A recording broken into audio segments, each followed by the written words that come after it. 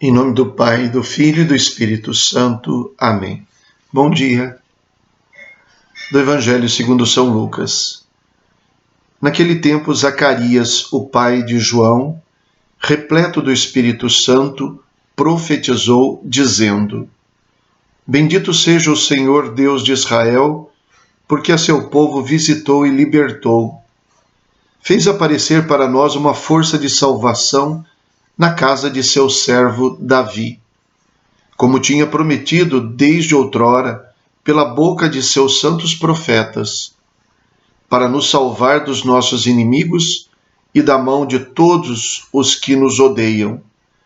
Ele usou de misericórdia para com nossos pais, recordando-se de sua santa aliança e do juramento que fez a nosso pai Abraão, para conceder-nos que, sem temor e libertos das mãos dos inimigos, nós o sirvamos com santidade e justiça em sua presença todos os nossos dias. E tu, menino, serás chamado profeta do Altíssimo, pois irás adiante do Senhor para preparar-lhe os caminhos, anunciando ao seu povo a salvação pelo perdão dos seus pecados. Graças à misericordiosa compaixão do nosso Deus, o sol que nasce do alto nos visitará, para iluminar os que jazem nas trevas e nas sombras da morte, e dirigir nossos passos no caminho da paz. Palavra da salvação. Glória a vós, Senhor. No mesmo Evangelho de São Lucas, a exemplo do que acontece com Maria diante de sua prima Isabel, pronunciando um cântico de exultação que nós conhecemos como Magnificat, Zacarias, o pai de Jesus, também proclama um cântico que nós conhecemos como Benedictus. É interessante que se trata das duas pessoas que receberam o anúncio do anjo e que proclamam a realização das promessas, que proclama que valeu a pena ter esperança naquilo que Deus prometeu. Maria, que recebe a anunciação do anjo Gabriel quanto a seu filho, pronuncia este canto de exultação não depois do nascimento de Jesus, mas quando, logo depois do anúncio do anjo, recebe na visita a Isabel a proclamação de que Isabel a chamava de bem-aventurada, porque acreditou, de mãe do meu Senhor, de bendita entre todas as mulheres.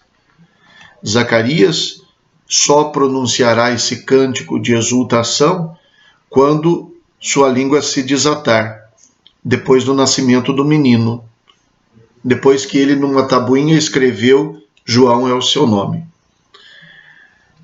Em ambos os casos, não se trata de autoproclamação, mas há uma referência ao cumprimento de Deus.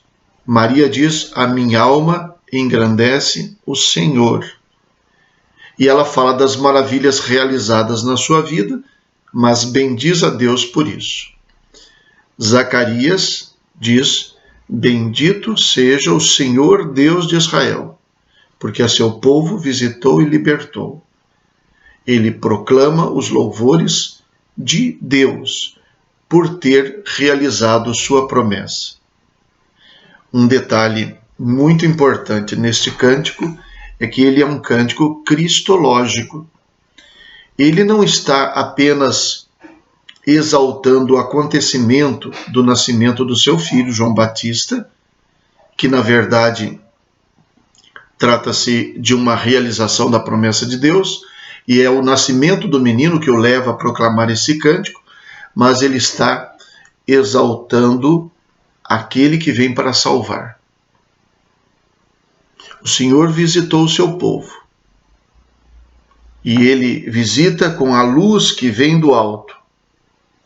No final ele vai dizer: o sol que nasce do alto nos visitará. ele está se referindo a Jesus. O cântico de Zacarias não é a exultação pela vinda do seu filho, que é o precursor, mas pela vinda daquele que ele anuncia. Porque a realização das promessas, a salvação, a libertação que ele proclama, a realização das promessas se dá exatamente na vinda do Messias, não na vinda do precursor. Portanto, o cântico de Zacarias, praticamente todo ele é cristológico. Mas no meio do cântico há uma proclamação, ou até, como diz no início do texto, Zacarias, o pai de João, repleto do Espírito Santo, como sua mulher Isabel, quando encontrou-se com Maria, profetizou. E a profecia propriamente dita, além da exultação de alegria pelo que Deus vai realizar, é a profecia também a respeito da missão do seu filho, que recebeu o nome de Deus, não dele. O nome que significa Javé é propício, Deus é favorável, João. Mas ali ele diz, e tu, menino, aqui sim ele se refere ao seu filho, e tu, menino, serás chamado profeta do Altíssimo, pois irás adiante do Senhor para preparar-lhe os caminhos, anunciando ao seu povo a salvação pelo perdão dos seus pecados.